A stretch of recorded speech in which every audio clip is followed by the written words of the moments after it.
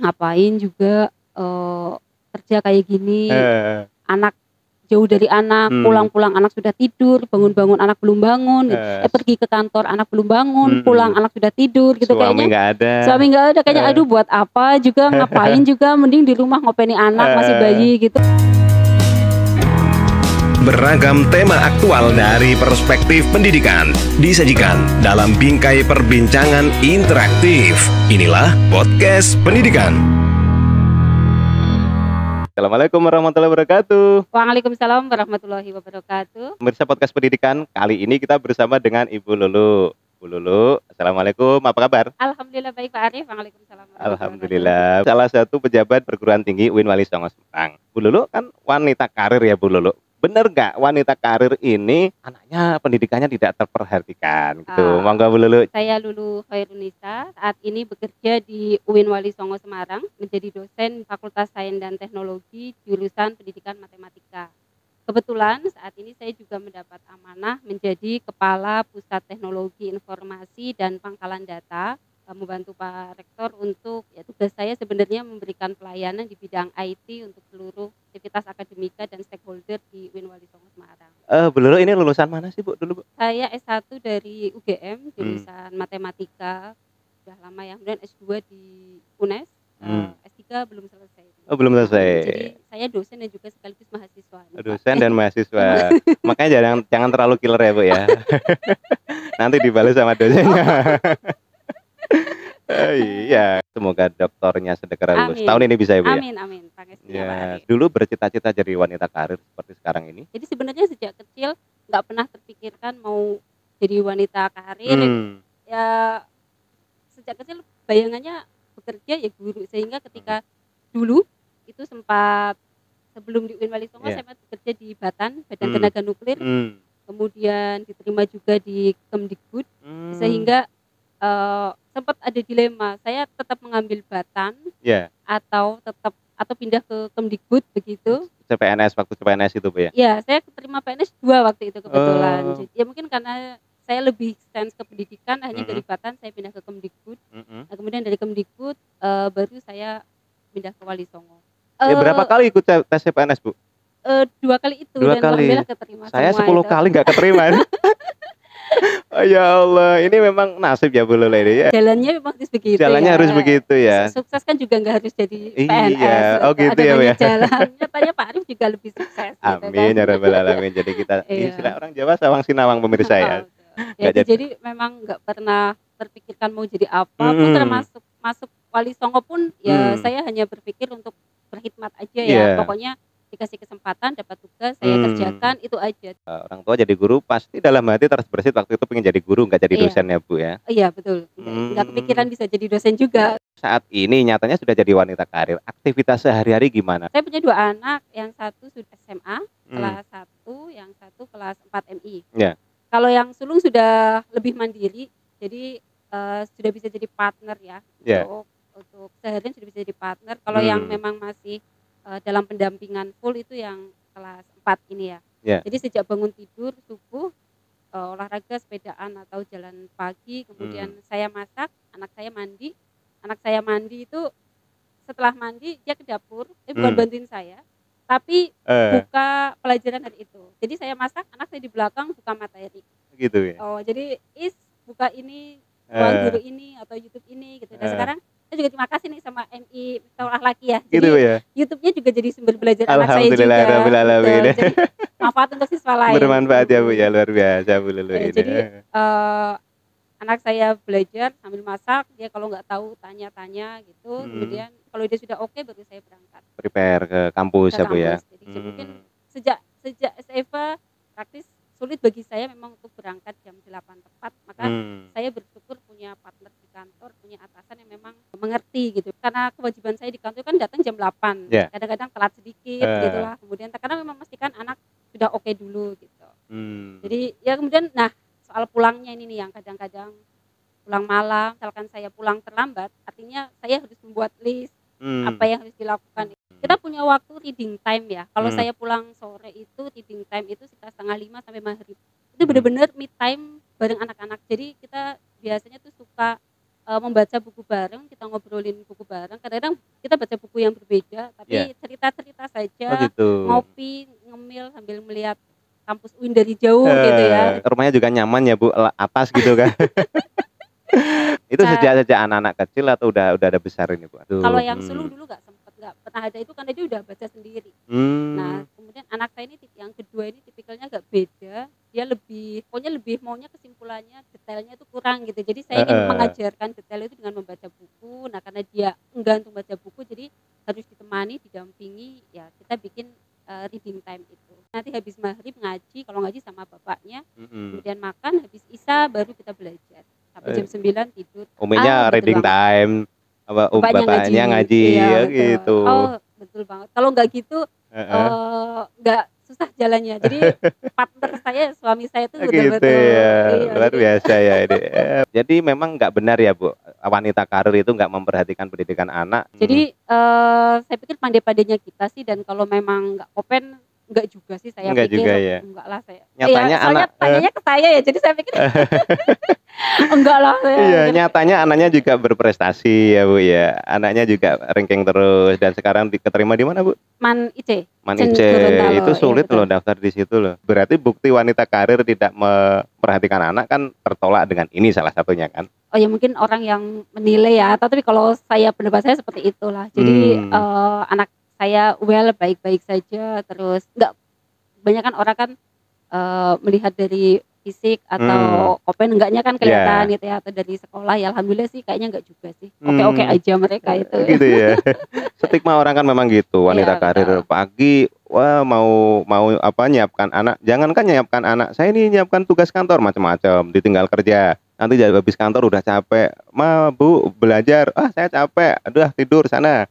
Kan biasanya stigmanya semacam itu. Betul. Berarti kan tinggal orangnya untuk mengatur, memanage dan juga kolaborasi dengan suami tadi juga. Iya, betul. Jadi artinya wanita bekerja itu menurut saya, kalau saya sendiri mengajarkan anak-anak itu sebagai sebuah pendidikan dan pembelajaran untuk anak-anak. Agar mereka bisa otomatis menyerap ya Bu ya? Betul, jadi mengajarkan tanggung jawab, kemudian mengajarkan manajemen waktu seperti apa, membuat mereka mandiri. Kalau saya pribadi, anak-anak saya akan lebih kaya kalau saya berkarya begitu. Soalnya kaya itu pengalaman ya, kaya cerita, kaya pengetahuan kalau saya berkarya gitu. Justru kalau nggak ngapa-ngapain malah mungkin kan sama saja Bu, jadi ibu rumah tangga, lihat sinetron aja kan juga sama kan, nggak ngopaini anak. Ada kan yang seperti itu. Ya, meskipun ibu rumah tangga yang full itu juga banyak gitu ya. Gitu ya, Bu.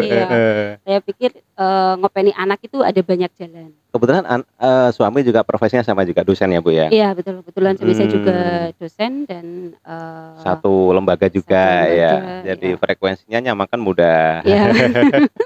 Kalau nanti ngopeni anak dua-duanya kerja frekuensinya nggak ketemu ya udah. Ya, anaknya titipkan baik sana. Sempat berpikir gitu nggak Bu ya? Kalau saya enggak, tapi mbahnya malah yang mbahnya gitu. Minta, udah sini anaknya bawa sini aja gitu. Kenapa enggak dititipkan Bu? Yang pertama kedekatan emosional ya. Saya lebih mantap mungkin ya, lebih merasa lega, lebih merasa, dan memang ingin memantau perkembangan mereka. Kemudian yang kedua, mbah saya juga sibuk. Jadi saya juga enggak mau, pernah dengar ini enggak? Anak mentas putu mancrup gitu. Apa itu Bu? Jadi anak mentas. Anaknya udah selesai. Tinggal ngopeni putu gitu. Saya enggak mau juga ngerepotin bapak ibu. Jadi mereka biar bahagia di hari tuanya tanpa terbebani anak-anak saya. Luar biasa ini. Tanggung jawab saya. Iya, ini prinsip yang bagus ini. Dulu ibu sudah repot ngerumat kita ya. Masa kita kasih rumatan anak lagi kan? Ya memang beliau sehat, cuman biarkan menikmati masa tuanya. Prinsipnya Bu Lulu seperti itu ya. Anaknya cowok apa cewek ini Bu? Saya. Ya. Laki-laki semua. Laki-laki semuanya ya.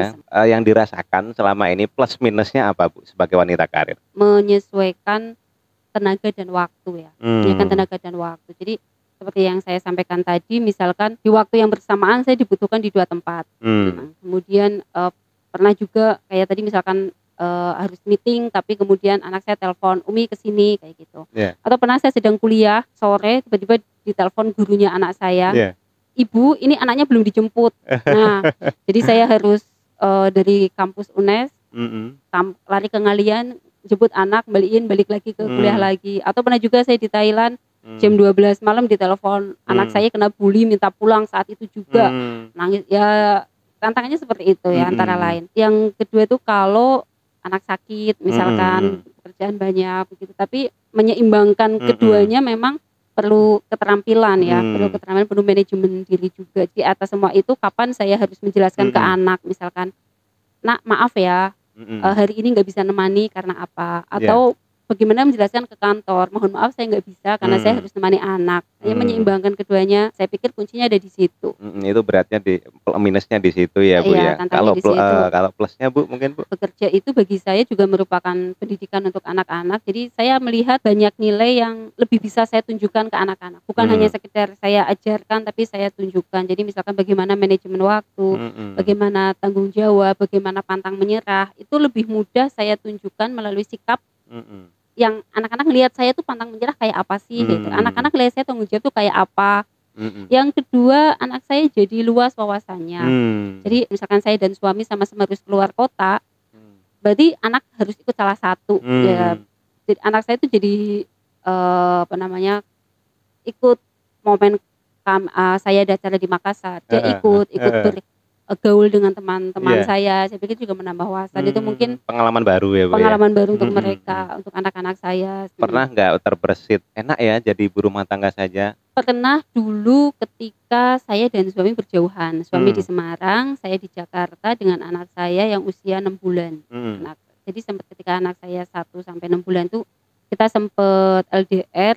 Nah itu sempat juga berpikir, ngapain juga kerja kayak gini, anak jauh dari anak, pulang-pulang anak sudah tidur, bangun-bangun anak belum bangun, pergi ke kantor anak belum bangun, pulang anak sudah tidur gitu. Suami nggak ada kayaknya, aduh buat apa juga, ngapain juga, mending di rumah ngopeni anak masih bayi gitu. Sejujurnya pernah begitu, tapi alhamdulillah waktu itu kita dapat solusi yang lebih baik dan Wali Songo membuka diri untuk saya pikir itu jalan hidup saya di situ. Alhamdulillah saya pikir itu solusi yang terbaik. Kayak gitu. Istrinya nemu ya Bu ya. Betul. Tapi fase itu sudah terlampaui sekarang ya Bu? Sudah alhamdulillah, terutama masa-masa di mana kita punya bayi nggak ada asisten gitu. Wah itu kan ya ibu muda mungkin mengalami itu ya. Ya satu tantangan tersendiri ya Bu ya. Betul. Tantangan ini mau diulangi lagi Bu? Nanti deh kayaknya udah cukup ya. Fasenya sudah nggak ada pengulangan fase ya Bu ya, udah lewat ya. Baik. Udah cukup lewat. 2 anak cukup ya Bu ya. Cukup. Baik. Ada asisten rumah tangga nggak Bu? Saat ini tidak ada. Nggak ada? Tidak ada saat ini. Dari dulu? Enggak juga. Jadi kita termasuk orang yang belum berjodoh dengan asisten ya. Jadi beberapa kali nggak cocok. Saat ini ada yang membantu tetapi tidak bukan asisten ya, tapi kita ada mahasiswa yang membantu kami gitu. Nyapu nyuci ya saya sama suami gitu gantian ya? begitu. Nyapu nyuci masak dan ya begitu, berbagi tugas kita. Nggak gengsi ya Bu ya nyuci di kampus jadi pejabat di rumah nyuci. Banget. Ini pemirsa, ini jadi pelajaran ini dimanapun tempat kita jadi pejabat jadi apa di rumah ya tetap ya Bu ya banget, jadi ibu rumah tangga. Iya memang sudah kodratnya gitu. Jadi, suami juga nyapu biasa ya Bu biasa. Ya. Saya jadi kepala PTPD kan di Wali Songo aja, keluar Wali Songo udah selesai. Iya di rumah tetap ibu rumah tangga. Itu kan bukan jabatan yang harus saya bawa kemana-mana ya. Baik Bu Lulu, ini menarik. Tapi sebelum kita akhiri Bu Lulu, mungkin ada pesan buat sesama wanita karir. Oke baik, terima kasih Pak Arif. Jadi ibu-ibu semua partner dimanapun berada yang sama-sama senasib jadi wanita karir, saya yakin kita semua merasakan tantangan, hambatan bagaimana menyeimbangkan antara tenaga kita, waktu kita, perhatian kita antara kantor dengan keluarga. Yang pertama adalah niat kita dulu. Kita bekerja untuk apa? Saya pikir itu akan lebih mudah untuk menjalani berikutnya. Yang kedua adalah menyamakan frekuensi, menyamakan pemahaman yang sama itu dengan pasangan kita terutama. Dan yang ketiga memang perlu sedikit banyak akal untuk bisa menyeimbangkan antara kepentingan kantor sama keluarga. So far sih keluarga kayaknya tetap utama, tapi ada situasi di mana kebutuhan kantor juga nggak bisa ditinggal begitu. Kemudian yang terakhir mungkin support system. Nah, membangun support system ini yang mungkin perlu kita bangun karena itu menjadi kunci bahwa kita bisa bekerja dengan nyaman. Kita meninggalkan keluarga hanya untuk main-main aja, hanya untuk menghabiskan waktu di kantor nggak jelas. itu nggak worth it banget. Kita udah meninggalkan sesuatu yang berharga. Jadi ayo dong kita habiskan waktu dengan sesuatu yang manfaat juga. Mungkin itu Pak. Saya terima kasih atas waktunya Bu Lulu. Sama-sama Pak Arif. Semoga kapan-kapan kita bisa komunikasi lagi. Amin, amin. Ya rabbal sukses alamin. untuk Pak Arif. Amin ya rabbal alamin. Pemirsa podcast pendidikan, terima kasih. Demikian episode kita dengan Bu Lulu. Sampai jumpa di podcast episode selanjutnya. Assalamualaikum warahmatullahi wabarakatuh. Waalaikumsalam warahmatullahi wabarakatuh. Terima kasih pemirsa.